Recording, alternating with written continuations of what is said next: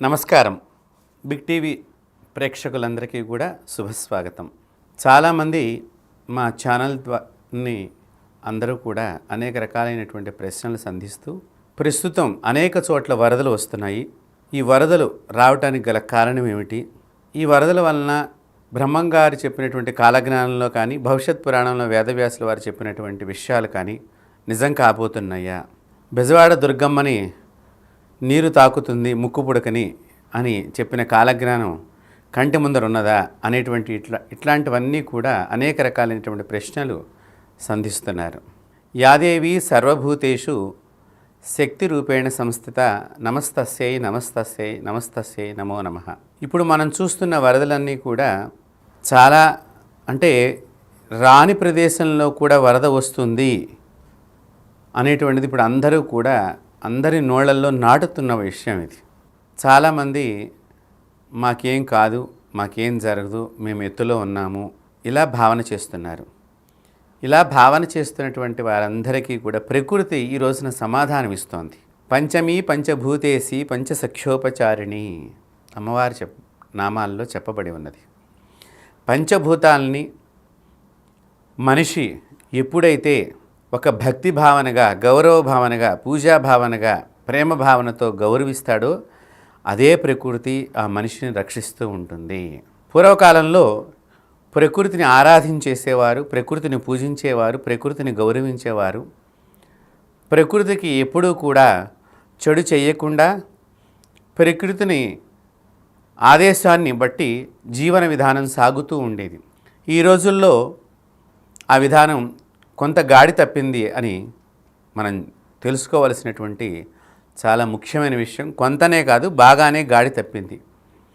ప్రకృతిని అగౌరవపరచటం, ఈ ప్రకృతిని మనం ఎలా అగౌరవపరుస్తున్నాము అని ఆలోచన చేసినట్లయితే ఎక్కడ పడితే అక్కడ అనేక రకమైనటువంటి దేవతా వృక్షాలని నాశనం చేస్తున్నారు మనుషులు. దీనిలో ఎవరికి వాళ్ళు మేమేమీ చేయటం లేదు అనుకున్నా కూడా దాన్ని ఖండించకపోవటం కూడా దోషంతో సమానమే అనేది మనం అందరం కూడా బాగా గుర్తుంచుకోవాల్సిన విషయం. దేవతా వృక్షాలు ఎప్పుడూ కూడా అనేక రకాలైనటువంటి శక్తిని కలిగి ఉంటాయి. ఆ దేవతా వృక్షాలని పోషించాల్సింది బదులు దాన్ని తీసివేయటము, అడవుల్ని ధ్వంసం చేయటము, కొండల్ని పిండిలాగా చేసేయటము, తద్వారా అక్కడ ఉండేటువంటి జంతువులకి కానివ్వండి, జీవులకి కానివ్వండి అనేక రకాలైనటువంటి నష్టాలను కలిగించటము, తద్వారా ఆ ప్రకోపము ఎప్పుడూ కూడా దానిని నశింపచేసిన వాళ్ళ మీద కనిపిస్తుంది అనేటువంటిది మనకి స్పష్టంగా తెలుస్తున్నటువంటి సమాచారం. బ్రహ్మంగారు కాలజ్ఞానంలో బెజవాడ అమ్మవారి ముక్కుపుడకని నీరు తాకుతుంది, తద్వారా ఈ సృష్టి మొత్తం కూడా అప్పుడు పూర్తిగా నీటిమయమవుతుంది అంటే నిజంగా చెప్పాలి అంటే అది రావటానికి ఇంకా చాలా రోజులు ఉన్నది సమయము. కానీ అలాంటి పరిస్థితులే ఇంకా ముందరగా మనం తెచ్చుకుంటున్నామా అనేటట్టుగా కనిపిస్తున్నాయి జరుగుతున్న పరిణామాలను చూచినట్లయితే. ఈ విలయం అందున ఇది క్రోధీనామ సంవత్సరం. ఈ క్రోధీనామ సంవత్సరంలో అనేక రకాలైనటువంటి విలయాలు జరుగుతాయి అని పంచాంగాల్లో అనేక మంది గొప్ప సిద్ధాంతులందరూ కూడా ఉదహరించారు. మంగళవారం రావటం సంవత్సరం ఉగాది పండుగ చాలా ప్రమాదాలను సూచిస్తుంది. తర్వాత ఈ వర్షము నష్టాన్ని కలిగిస్తోంది లాభాన్ని కంటే కూడా. ఈ వరదలన్నీ కూడా చూడండి పంటలన్నింటినీ కూడా నాశనం అయిపోతున్నాయి. తర్వాత సముద్రంలోకి ఎక్కువగా నీరు వెళ్ళిపోయి మనిషికి ఉపయోగం కంటే కూడా నిరుపయోగంగా మారుతున్నది కురిసినటువంటి వర్షపు నీరంతా కూడా. దీనికి తను వేసుకున్నటువంటి శిక్షగా మనిషి మనం చెప్పుకోవాలి. ఎప్పుడూ కూడా సనాతన హిందూ ధర్మం ప్రకృతిని పూజించడం నేర్పింది. ఈ సనాతన ధర్మం చెప్పేటువంటి వాళ్ళందరినీ కూడా ఇప్పుడు విమర్శించడం ఎక్కువైపోయినది. అది చాలా తప్పు. సద్విమర్శ అనేటువంటిది ఎప్పుడూ కూడా మంచికి పరోపకారానికి ఉపయోగపడేటువంటి విషయాన్ని గోచరిస్తుంది. కానీ నిరంతరము కూడా చెడుగా విమర్శన చేయటం ఇది ఒక ట్రాష్, దీన్ని నమ్మక్కర్లేదు, ఇది దీని సైన్స్లో ఏమైనా చెప్పారా? సైన్స్ ఎప్పుడూ కూడా అన్ని విషయాలు చెప్పలేదు ఎప్పటికైనా కూడా. కానీ శాస్త్రం చెప్పగలుగుతుంది అన్ని విషయాల్ని కూడా, దానికి పరిహారాన్ని కూడా. ఒక వ్యాధి వచ్చిందంటే పెద్ద పెద్ద వ్యాధులు, దానికి మందులే లేవు, ఇంకా దాని మీద రీసెర్చ్ జరుగుతున్నాయి. మరి సైన్స్లో ఏం గొప్పగా చెప్పబడి ఉన్నది అని అడిగేవాళ్ళు ఉన్నారు. అలాగే ఎన్ని పూజలు చేసినా మాకు కష్టాలు తొలగట్లేదు అని అడిగేవాళ్ళు ఉన్నారు. పూజలు అనేటువంటివన్నీ కూడా గొప్ప రహస్యాన్ని దాగి ఉన్న విషయాలన్నింటినీ కూడా దానిలో తెలియచేసేటువంటివి. మనం చేసే కర్మ వలనే మనకి పాపము, దోషము, ప్రమాదము పొంచి ఉంటుంది అనే విషయాన్ని అందరూ గమనించుకోవాలి. పూజించడం వలన ప్రకృతి మనల్ని కాపాడుతుంది అని శాస్త్రాలు ఘోషిస్తున్నాయి. ఎలా అంటే ప్రమాదాన్ని ముందరగా తెలుసుకునేటువంటి వాడు, సద్విమర్శలు చేసేటువంటి వాళ్ళు, ప్రకృతిని గౌరవించేటువంటి వాళ్ళందరూ కూడా ఆ ప్రకృతికి అండగా నిలబడతారు.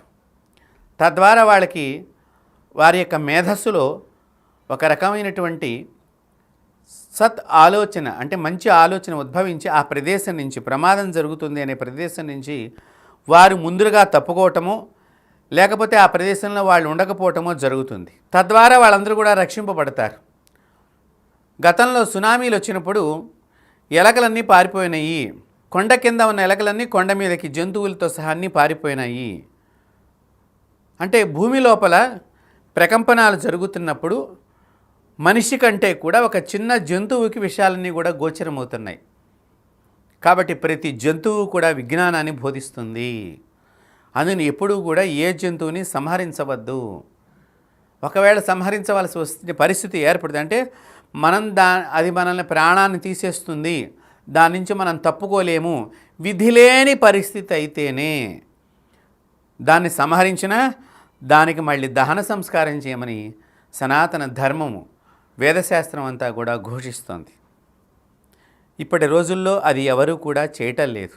ప్రతి దాన్ని కూడా వారి వారి స్వార్థాలకి వాడుకోవటము, ధర్మానికి విరుద్ధంగా ప్రవర్తించడము, ధర్మం చెప్పినటువంటి విషయాన్ని ఇవన్నీ కూడా వాళ్ళు అలాగే చెప్తారు అనేటువంటి వితండవాదన చేసేటువంటి వాళ్ళందరూ కూడా చాలామంది పెరిగిపోవటము, ఆ వాదనలు వినటము, అవి వారి వారి మేధస్సుకి పట్టించుకుని గౌరవించవలసిన చోట అగౌరవాన్ని ఇవ్వటము జరుగుతున్నది. ఇప్పుడు జరుగుతున్నటువంటి వాతావరణం అంతా కూడా ఉగాది పండుగ రోజున ఈ సంవత్సరం ఎలా ఉంటుంది అని చెప్పేటువంటి పంచాంగంలో ఈ సంవత్సరం వరదలు వస్తాయి, ప్రజల ఆరోగ్యం గురించి ప్రభుత్వాలు ఎక్కువ డబ్బులు ఖర్చు పెడతాయి, కొత్త రకాలైనటువంటి వ్యాధులు ప్రబలే అవకాశం ఉన్నది, భూకంపాలు, అగ్ని ప్రమాదాలు, యుద్ధాలు వచ్చే అవకాశం ఉన్నాయి అని ముందరగానే మనకి గోచరించేటట్టుగా వారు తెలియచేశారు. ఆ శాస్త్రాన్ని గౌరవించకపోవటము, ఆ శాస్త్రాన్ని మనం పోషించకపోవటం వలన ఈ రోజున మనకు అనేక విషయాల్ని మనం మరుగున పడివేసుకుని, అయ్యో ముందరగా తెలిస్తే మేము తప్పుకునేవాళ్ళం కదా, ముందరగా తెలిస్తే జాగ్రత్త పడేవాళ్ళం కదా, జాగ్రత్తగా చెప్పేటువంటి వాళ్ళని గౌరవించకపోవటం అనేది దీనిలో మనం గమనించవలసినటువంటి ముఖ్యమైనటువంటి విషయం. మనం ఈ సంవత్సరం చూచినట్లయితే అనేక చోట్ల అగ్ని ప్రమాదాలు జరిగినాయి, అనేక చోట్ల యుద్ధ వాతావరణం కనిపిస్తోంది, దేశాలలో భూకంపాలు సంభవించినాయి. అంతేకాకుండా ఈ మధ్య ప్రపంచ ఆరోగ్య సంస్థ వారు కూడా ఒక రకమైనటువంటి వ్యాధి గురించి అన్ని దేశాలని వారు జాగ్రత్త పరిచారు. ఈ వ్యాధి వచ్చే అవకాశం ఉన్నది, వ్యాప్తమవుతున్నది, అందరూ కూడా దయచేసి మళ్ళీ జాగ్రత్తలు తీసుకోవాలి అని.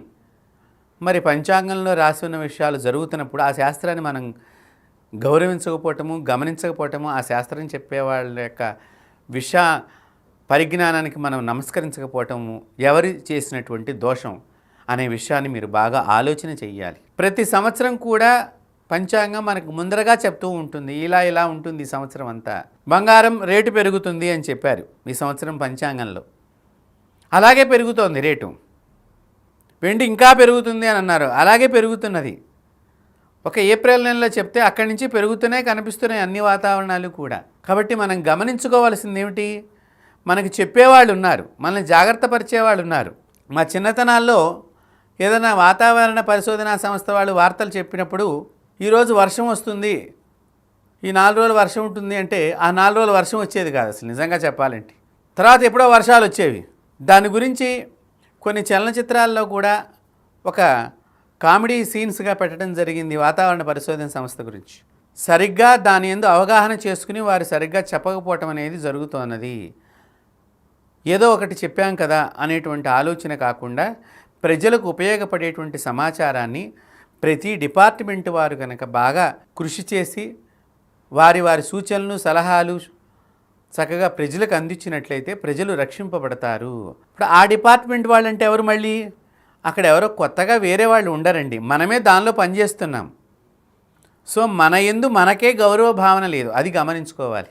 అక్కడ ఎవరు చెప్తున్నారు, మనుషులేగా ఉండేది, ఆ మనుషుల్లో మనమే కదా ఉంటున్నాము. కాబట్టి ఆ విషయాన్ని మనం గమనించుకోవాలి. మనం చదువుకున్న విజ్ఞానాన్ని చక్కగా ఉపయోగించి దాన్ని ప్రజలకు ఉపయోగపడేట్టుగా చేసుకున్నట్లయితే మనకి మంచి పేరు వస్తుంది, మనల్ని నలుగురు గుర్తిస్తారు. తద్వారా మన విజ్ఞానానికి ఒక శక్తి ఉన్నదని ప్రపంచానికి చాటి చెప్పవచ్చు అనేది ప్రతి ఒక్క వ్యక్తి తెలుసుకోవాలి. పూర్వకాలంలో పాఠశాలలో మాస్టర్లు పాఠాలు చెప్పేటప్పుడు చాలా జాగ్రత్తగా చెప్తూ ఉండేవారు. ఆ రోజుల్లో పిల్లలకి మేధస్సుని అలా వారి వారి బుర్రల్లోకి, వారి వారి మస్తిష్కంలోకి, వారి వారి మేధలోకి ఆ సంబంధించినటువంటి ముఖ్యమైనటువంటి విషయాలన్నీ కూడా ఆ ఒక్క 45 నిమిషాల పీరియడ్లోనే వారంతా కూడా బోధన చేసి ఆ రోజు పాఠం అంతా కూడా నిజంగా అలా పరీక్ష రాసినటువంటి పిల్లలకి వెంటనే నిజంగా కనుక చదివినట్లయితే అందరి పిల్లలు ఆ టైంలో అందరూ పాస్ అవుతూ ఉండేవారు. ఇప్పుడు పాస్ అవుతున్నాము కానీ అజ్ఞానంతో ఆవరించిపోయి ఉంటున్నారు. అది ప్రమాదానికి దారితీస్తున్నది. అది ఎలా వస్తున్నది అంటే గౌరవ భావన లేకపోవటం. ప్రతి ఒక్కరికి అన్నీ తెలుసు కానీ పాటించటం లేదు, అది వచ్చిన సమస్య. వారు ప్రతిదాన్ని కూడా గౌరవ భావనతో పాటించినప్పుడు వెంటనే అయిపోవాలి, అయిపోకపోతే ఆ మనిషికి బాధ, కోపము, క్రోధము ఇవన్నీ వచ్చేస్తాయి. మనం ఆహారం తినంగానే శక్తి రావట్లేదండి. ఆహారం తినంగానే శక్తి రావాలంటే కనీసం ఒక 3 గంటలు మాత్రం సమయం తీసుకుంటుంది శరీరానికి.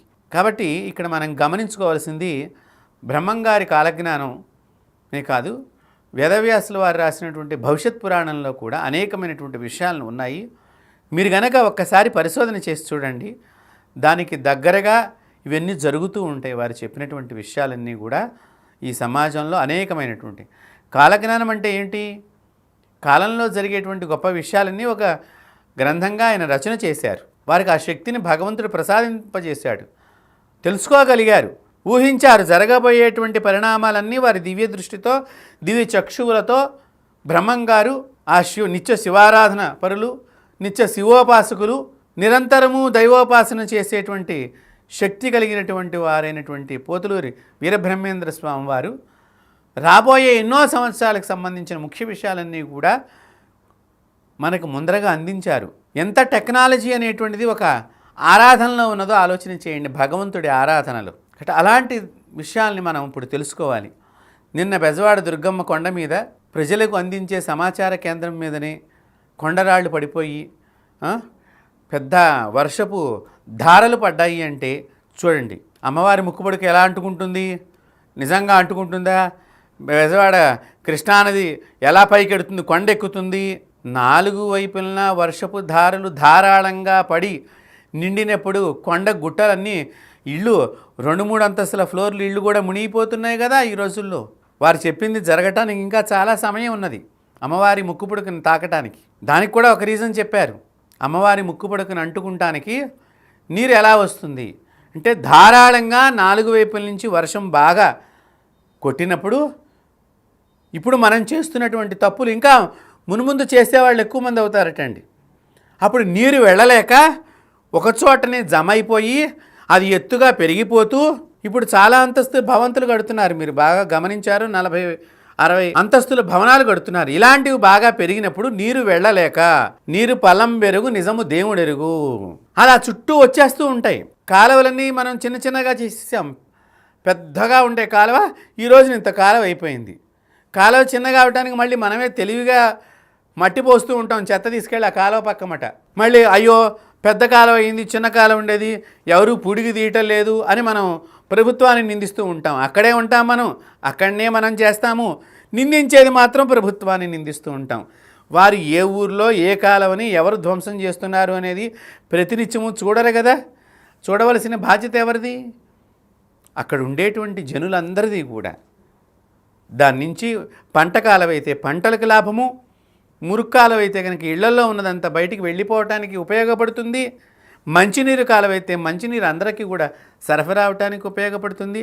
అలాంటివన్నిటినీ కూడా కొద్ది కొద్దిగా మనలోని వ్యక్తులు ఎవరైనా కావచ్చు, వారు దాన్ని చిన్నది చేయటం మూలకంగా నీరు వెళ్ళలేక ఆ మట్టి పోసేసరికి ఇక్కడ ల్యాండ్ వచ్చేసింది అని చెప్పేసి అక్కడ ఒక ఇల్లు నిర్మాణం చేస్తే ఆ నీరు వెళ్ళే ప్రవాహం దారికి నీరు వెళ్ళలేక అడ్డుకునేసరికి అక్కడనే పెరిగిపోతూ ఉంటుంది నీటి యొక్క హైటు. ఇవాళ రోజున అన్ని చోట్ల గండులు పడుతున్నాయి, ఊళ్ళు మునిగిపోతున్నాయి. ఎలా జరుగుతోంది? ఒక్కసారే బంధించిన నీరు ఒక చిన్న ప్రమాదమైన పని ఎవడైనా కనుక చేర్చినట్లయితే ఆ స్థలాల దగ్గర మొత్తం ఒక్కసారే అన్ని లక్షల క్యూసెక్కుల నీరంతా కూడా ఊరి మీద పడింది అనుకోండి. మీరు ఆలోచన చెయ్యండి. ప్రతిదీ జరుగుతుంది.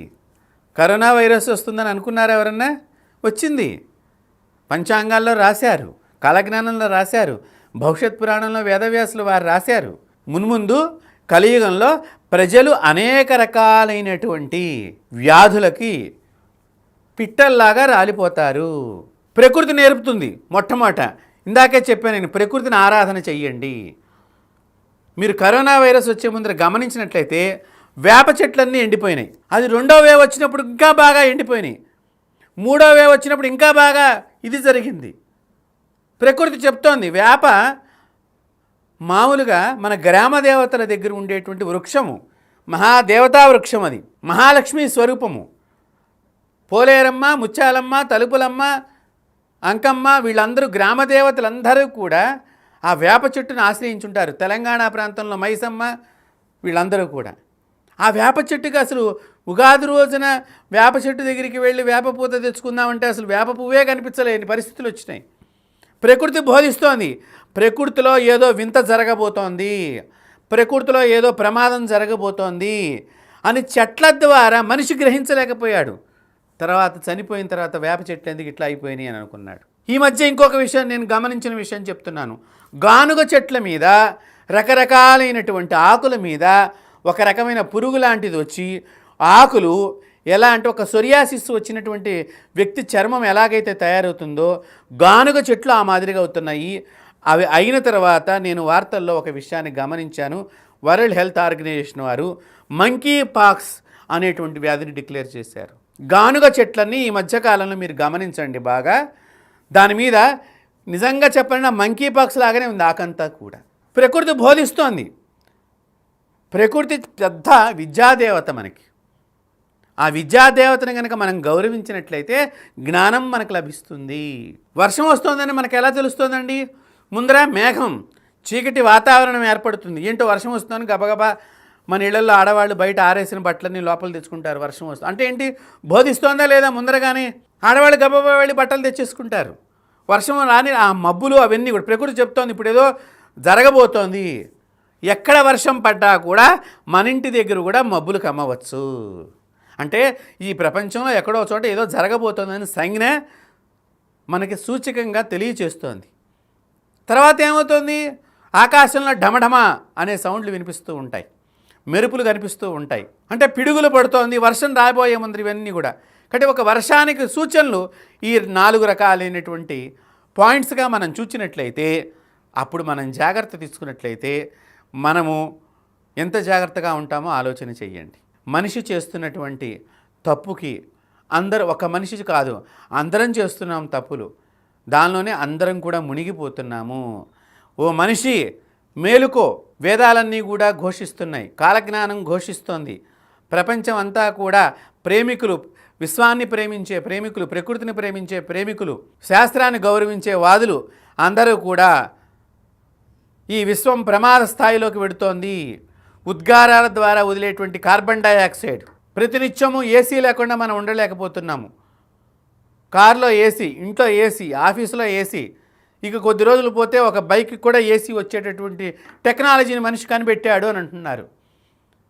ఒక బైక్ మీద వెళ్ళే వ్యక్తి కూడా ఏసీ ఇవ్వవచ్చు కనిపెడుతున్నారు. దానివల్ల ఎంత ప్రమాదం జరుగుతోంది.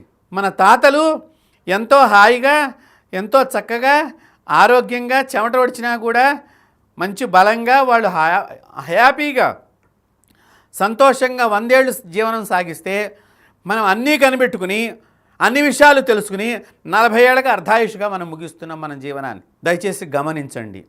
బిగ్ టీవీ ప్రేక్షకులందరికీ కూడా నేను ఇదే మీ అందరికీ విజ్ఞాపన చేస్తున్నాను.